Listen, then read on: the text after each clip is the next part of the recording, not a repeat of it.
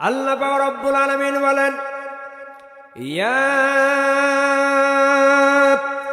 আইয়ুহাল্লাযীনা আমানু কু আনফুসাকুম ওয়া আহলিকুম নার। আল্লাহু আকবার। এ আমার ভাইয়েরা, বন্ধুরা, পর্দানিশী মা বোনেরা, আপনি জাহান্নাম থেকে বাঁচবেন, আপনার সন্তানকে জাহান্নাম থেকে বাঁচাবেন। কি করে বাঁচাবেন?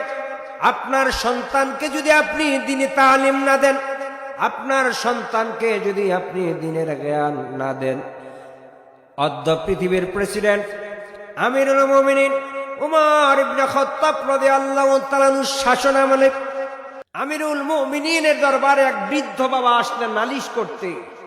আমিরুল মুমিনিন, আমার যুবক সন্তান